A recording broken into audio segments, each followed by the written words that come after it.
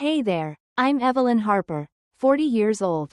A financial advisor living in Seattle, Washington. If you've ever been blindsided by family drama or felt your heart break over betrayal by those you love most, this story might hit home.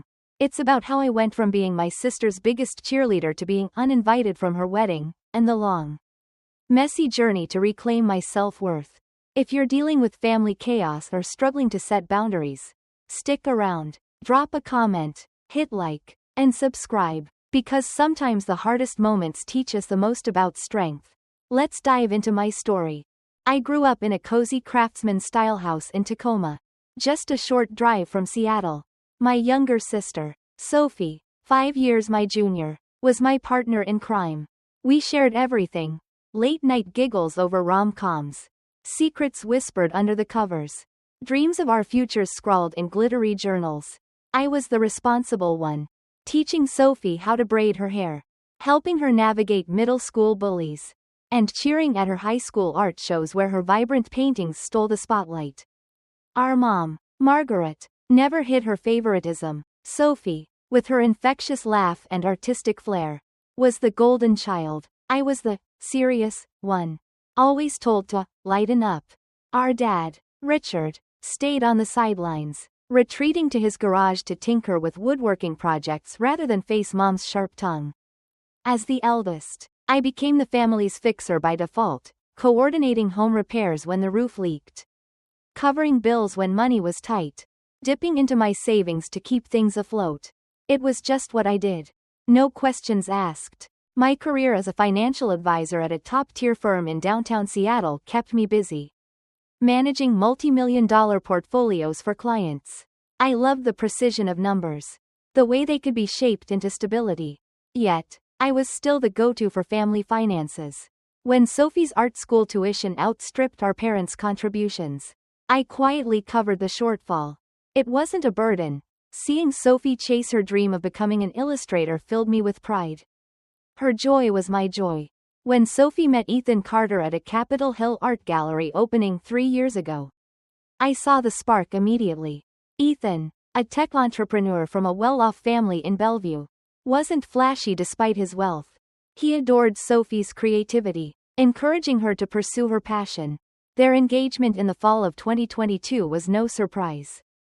And when Sophie called me, her voice bubbling with excitement, I was ready. Evelyn, he proposed. You're my maid of honor, right? I can't do this without you, she said. I promised to make her wedding day perfect, already envisioning every detail.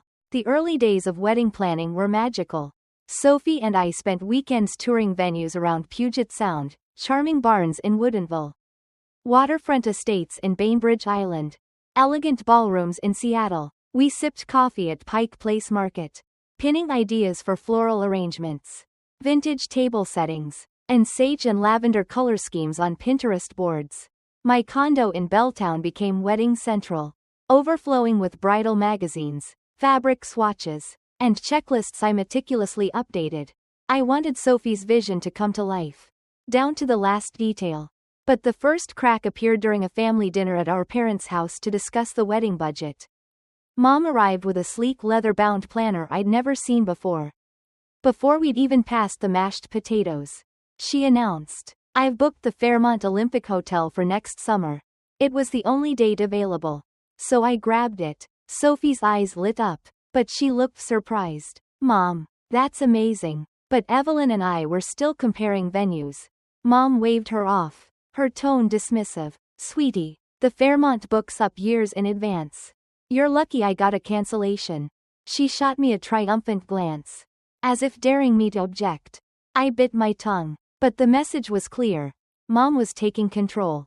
That dinner set the tone. Mom transformed from an occasional advisor to a wedding dictator. She vetoed the rustic winery I'd researched in favor of her friend's catering company. The sage and lavender palette Sophie and I loved was suddenly too muted for Mom's vision of bold corals and golds. My carefully vetted florist was replaced by someone from Mom's book club. Sophie, ever the peacemaker, tried to smooth things over. Mom's just excited. "Evelyn, she and Dad are covering a lot of the costs." "It's fine." I swallowed my frustration. stepping back but still contributing where I could. I paid a $3 deposit for Sophie's dream photographer, whose work she'd admired for years. I ordered custom gift bags for out-of-town guests, spending $1,200 on local artisanal soaps and Puget Sound-inspired trinkets. And I secretly planned the ultimate wedding gift, a luxury honeymoon to Hawaii. Complete with first-class flights, $4,500, a beachfront villa on Maui, $4,200, and curated experiences like a private luau and a helicopter tour over volcanoes, $800. I imagined Sophie's face when I revealed it at the rehearsal dinner. Her arms around me in a grateful hug. But then I noticed a shift. My cousin Lauren, who'd always hovered on the edges of our family, desperate for a starring role, started appearing in Sophie's Instagram stories. There she was, holding swatches at a bridesmaid dress fitting, sipping mimosas at a cake tasting, tasks I thought were mine as maid of honor. I scrolled through a photo of her laughing with Sophie at a floral shop. My heart sinking. Sophie's been hanging out with Lauren a lot. I mentioned to my partner, Nate, one evening as we sat on my condo's balcony overlooking Elliott Bay. Maybe it's just wedding stress. He said, always the voice of reason. You've been slammed at work with that new client portfolio. I nodded, pushing down the unease. Sophie and I had been each other's constants for 35 years. A few weeks of wedding planning couldn't change that. Could it? As spring bloomed, the invitations to planning events stopped coming. Sophie's texts grew short and vague, "Mom's handling it," or, "We've got it covered." Our calls were rushed. Her voice distracted. I was still pouring money into the wedding. $1,500 for a string quartet for the ceremony. $400 for a vintage hairpin that matched Sophie's grandmother's earrings. $300 for a calligrapher to hand-letter place cards after Sophie mentioned loving the style. But I felt like an outsider in my sister's life. The final straw came when I learned Sophie went wedding dress shopping without me. My colleague Jenna, whose friend owned a boutique in Bellevue, casually asked, "How was Sophie's dress appointment?" Sandra said she found the one right away. I froze, my coffee cup halfway to my lips. "What appointment?" Jenna's face fell. "Oh, at Elegant Bridal. Sandra said your mom, Sophie, and your cousin Lauren were there, popping champagne." I mumbled something about a work conflict and fled to the restroom. My chest tight. Sophie and I had dreamed of dress shopping together since we were teens. Draping scarves as pretend veils. How could she exclude me from that moment? That evening, I called Sophie, keeping my voice steady. "How was dress shopping?" A long pause. "Oh, it was spontaneous. Mom set it up with Lauren. We just needed an extra opinion. I could have made time." I said quietly. "You didn't ask. Don't make it a big deal." "Evelyn," she replied, her tone defensive. But it was a big deal. The bridal shower was planned without my input, though I paid $2 for the venue at a waterfront restaurant in Kirkland. Lauren took over the bachelorette party. Choosing a glitzy Vegas weekend I knew Sophie wouldn't enjoy. She preferred cozy retreats over club scenes. When I suggested alternatives based on 35 years of knowing my sister, Lauren dismissed them as not Sophie's vibe anymore. Still, I kept supporting from the shadows, finalizing the Hawaii honeymoon, envisioning the moment I'd present it to Sophie and Ethan, hoping it would bridge the growing gap between us. Our weekly Sunday brunches, a tradition since Sophie moved to Seattle, stopped altogether. When we did talk, our conversations felt scripted, lacking the depth of our old heart-to-hearts. "Is everything okay between us?" I asked one day, my voice trembling. "Just busy with wedding stuff," Sophie said, not meeting my eyes. "Mom's been amazing, handling everything." At a family barbecue in May, 2 months before the wedding, I overheard a conversation that chilled me. Stepping into the kitchen to grab a drink, I heard Mom's voice from the dining room. "Evelyn's always been difficult," she said. "Sophie's finally seeing it. Always has to control everything. Make it about her career.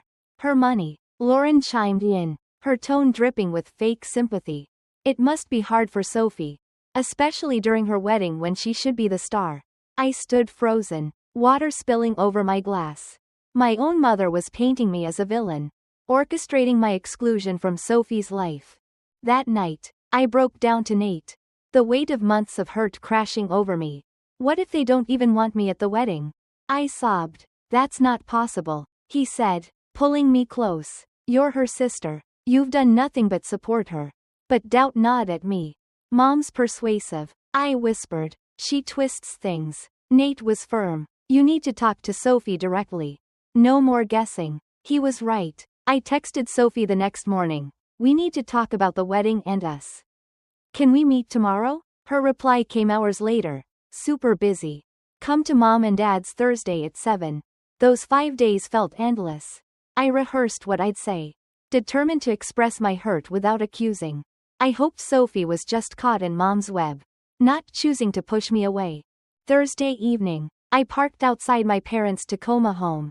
The familiar driveway where Sophie and I once drew chalk murals now feeling like a battleground. I checked my reflection, straightened my sweater, and walked to the door.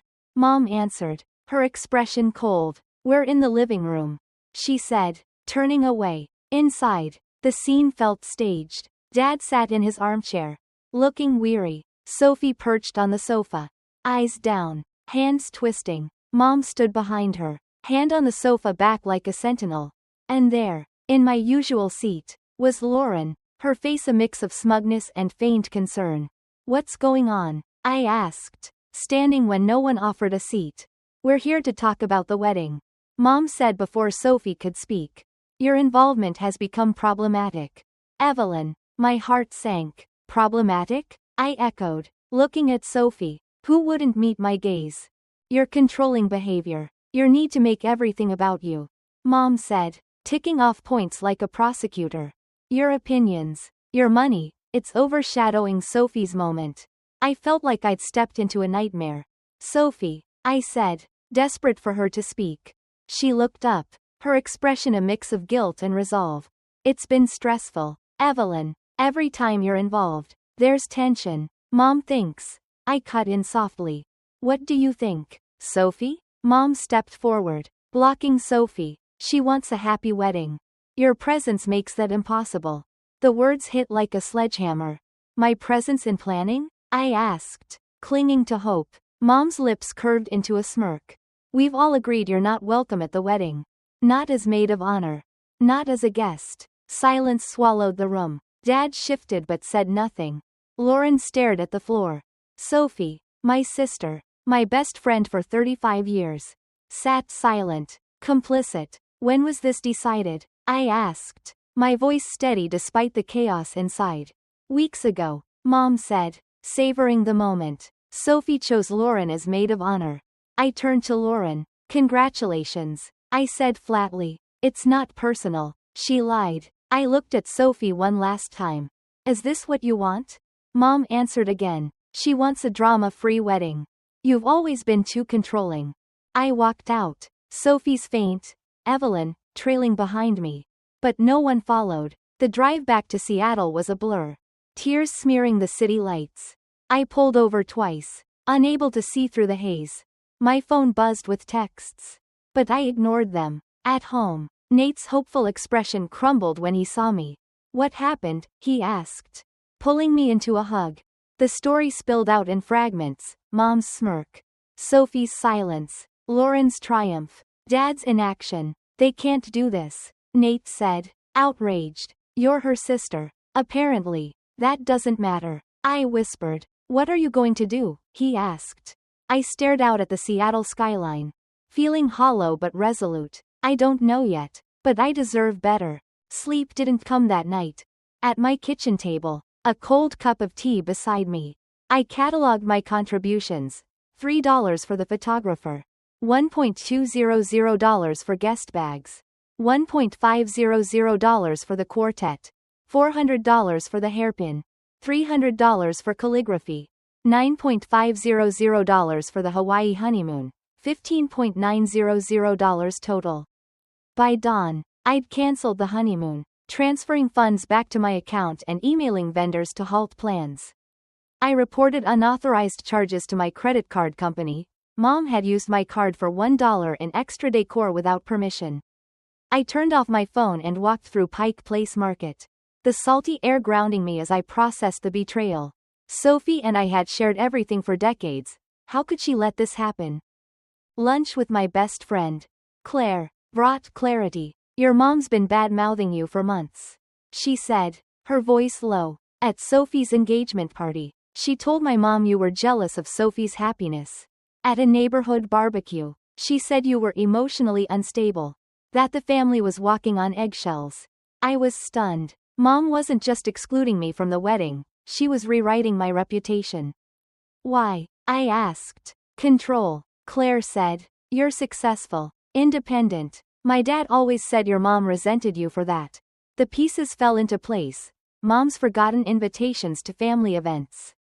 Her backhanded compliments about my career. Her subtle reminders to Sophie of every childhood slight I'd supposedly committed. Nate's advice echoed. Confront this directly. I texted Sophie for a meeting, but her reply directed me to our parents' house that Thursday. I went, hoping for reconciliation, but walked into an ambush. A 3:42 a.m. voicemail from Sophie changed everything. Evelyn. I'm so sorry. Mom's been lying about you. James and I found out she canceled the honeymoon and faked texts from you. Please call me. I need my sister. I called Ethan, who explained Mom had manipulated Sophie's phone, intercepting my texts and sending fake ones to make me seem dismissive. They'd confronted Mom, who admitted to altering contacts and messages. The meeting at the house was meant to clear the air, but Mom turned it into my banishment. After I left, her meltdown at Sophie and Ethan's apartment required security intervention. The next day, Mom showed up at my office, accusing me of theft and instability in front of colleagues. My boss, Mr. Thompson, was supportive, but the humiliation burned. I called my Aunt Susan, who revealed Mom had alienated her from Dad years ago with similar tactics. With Susan's support and advice from a therapist friend, I planned a family intervention at Susan's house. I presented evidence, screenshots of real texts, bank statements, Mom's tablet with fake conversations. Dad admitted he'd known some of Mom's behavior but stayed silent for peace. Sophie and Ethan detailed Mom's lies.